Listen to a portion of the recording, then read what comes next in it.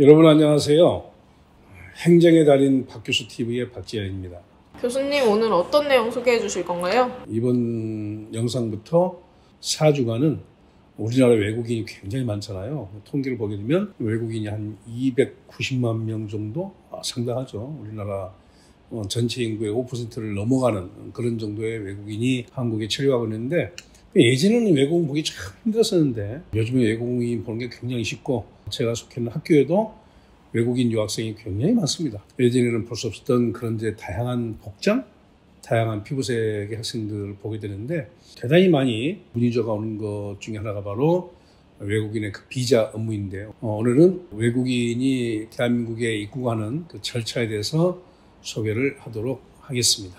본 영상을 보기 전에 구독, 좋아요 꼭 눌러주시기 바랍니다. 외국인이 대한민국에 입국하기 위한 절차는 어떻게 진행되나요? 일단 기본적으로 두 가지가 필요한데요. 여권이 있어야 되겠죠. 이거는 당연히 기간이 유효 기간 내에 있어야 되겠죠. 그 다음에 대한민국 법무부 장관이 발급한 흔히 비자라고 하잖아요. 우리말로 삭증입니다. 삭증. 비자를 가지고 있어야만 들어올 수 있는데, 여권은 본국에서 다 발급받는 것이고, 우리나라 대한민국 법무부 장관이 발급하는 삭증 받는 게 참 쉽지 않습니다. 그래서 들어오고 싶어도 못 들어오는 경우가 아주 어마어마한 인원이 있다고 그러죠. 그래서 전문 인력들이 이웃 국가인 일본으로 빠져나간다 보도 있지 않습니까? 그런 점들은 관계 당국이 좀 더 유연하게 검토를 해야 될 부분이 없지 않아 있다고 생각합니다. 그런데 방금 말씀드린 그 여권은 당연히 있어야 되는 것이고, 대한민국 법무부 장관이 발급하는 비자, 삭증이 없이도 입국할 수 있는 경우가 있는데, 이게 이제 법률로 다 규정이 되어 있습니다. 첫 번째가 재입국 허가를 받은 사람, 또 재입국 허가가 면제된 사람이 허가 또는 면제받은 기간이 종료되기 전, 끝나기 전에 다시 올 수 있는 것이죠. 그 다음 두 번째는 대한민국과 삭증 면제 협정을 체결한 국가들이 있잖아요. 그래서 이제 가끔 우리나라 책임자가 외국 나가서 이제 공식 방문을 했을 때 뉴스 들어보면 그 국가와 삭증 면제 협정을 체결했다 이렇게 이제 보도 나오잖아요. 그런 국가의 국민으로서 협정에 따라서 삭증 발급이 면제되는, 그래서 흔히 이제 일반인들은 무삭증 입국 이렇게 얘기하죠. 비자 없이. 그리고 이제 외국 여행을 나가다 보면 비자 없이 가는 경우가 있고, 비자가 있어야만 그런 경우 있잖아요. 그래서 중국 같은 경우는 비자가 있어야 되고, 그래서 삭증 발급 신청을 하게 되면 저기 한 7일에서 10일 정도 걸리잖아요. 근데 일본 같은 경우는 비자 없이 그냥 가잖아요.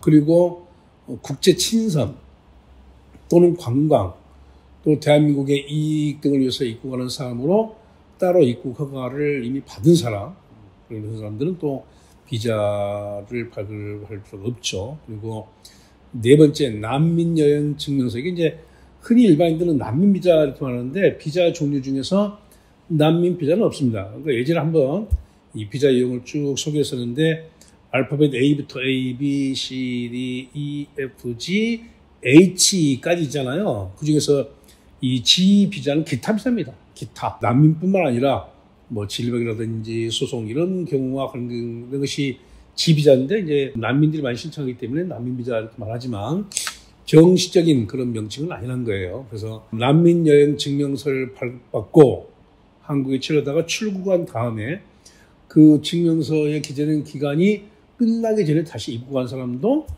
다시 추가로 비자를 삭증을 발급받지 아니하고 입국할 수가 있습니다. 또 하나가 대한민국과 미수교 국가, 대한민국하고 수교가 아직 되지 않은 국가들이 일부 있죠. 그런 미수교 국가. 근데 가끔씩 이제 외교 활동에서 미수교 국가를 방문해가지고 이제 수교를 맺는 그런 경우도 있지 않습니까? 미수교 국가나 법무부 장관하고 외교부 장관이 협의해가지고 지정한, 법무부 장관 입장하고 외교부 장관 입장이 좀 충돌된 경우가 가끔 있습니다. 두 개 부처의 책임자가 협의해서 지정한 국가의 국민들은 제외 공간의 장, 그러니까 이제 그 국가의 대한민국 대사관 또는 총영사관, 대사 또는 영사겠죠. 그리고 지방 출입국 외국인 관서의 장, 지방 출입국 사무소 소장이겠죠.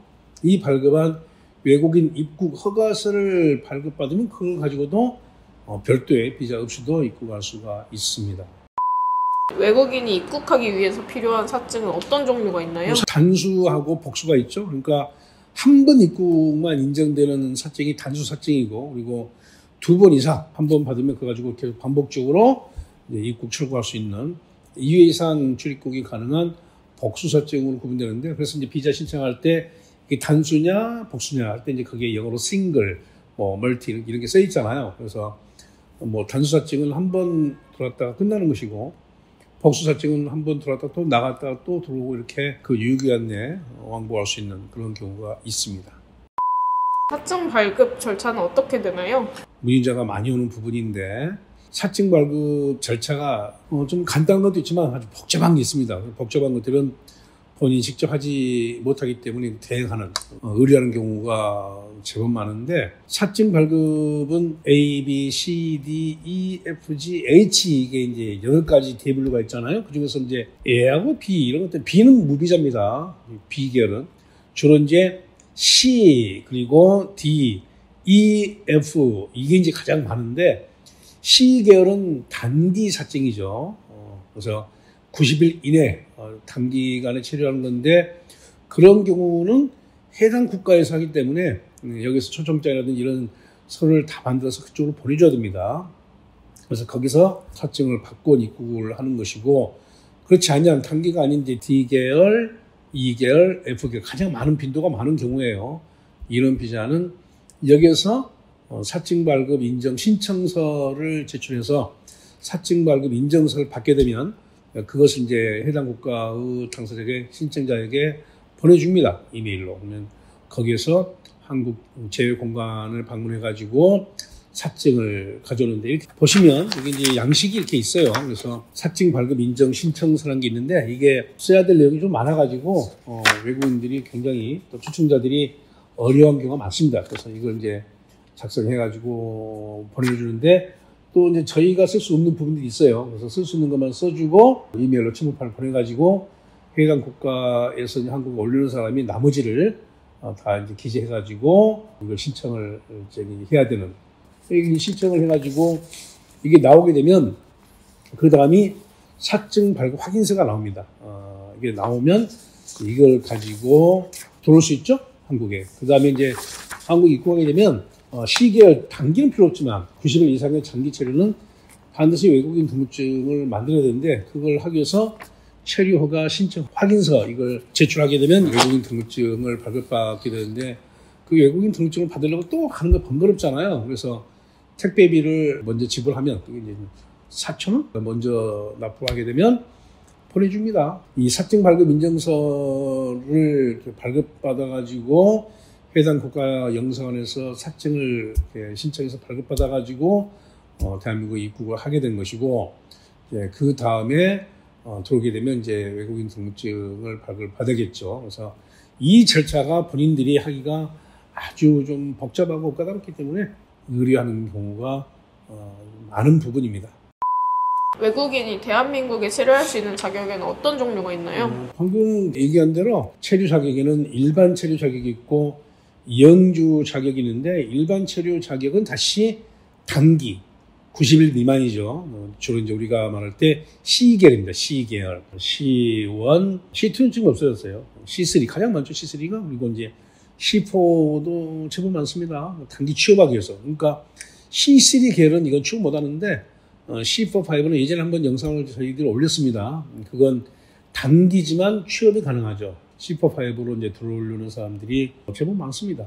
그래서 일반 체류 자격은 90일 이하 단기 체류 자격이 있고, 그리고 90일 이상의 경우는 주로 이제 D계열, E계열, F계열, 이게 가장 많은데, 그 중에서도 이제 D계열은 학생들이 많죠.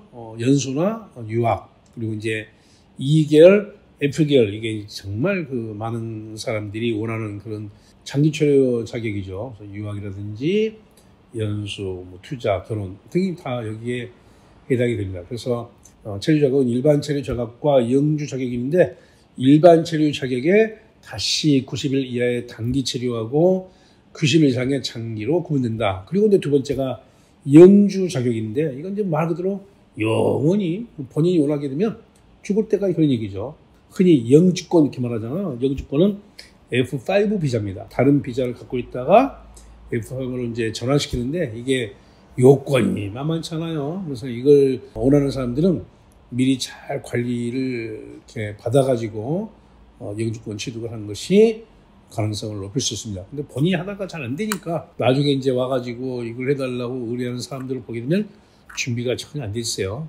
그러면 그동안에 자기들이 이제 뭐 나름대로 이렇게 준비했던 기간들이 다 없어지는 것이죠. 그러니까 이걸 원하는 사람들은 다른 비자 천일자를 갖고 있는 경우에 빠르게 와서 F5 영주권을 받기 위한 준비를 차근차근 하게 되면 기간의 장단의 차이는 있겠지만 결국은 받게 됩니다. 그 영주 자격을 받을 수 있는 그 요건이 있어요. 자격은 첫 번째 대한민국의 법령을 지키는 흔히 말해서 품행이 단정해야 된다는 얘기죠. 이제 조문에는 추상적인 용어로 써 있습니다. 그리고 두 번째 본인 또는 생계를 같이 하는 그 가족이 있겠죠. 가족의 소득이라든지 재산 등으로 생계를 유지할 능력이 있어야 됩니다.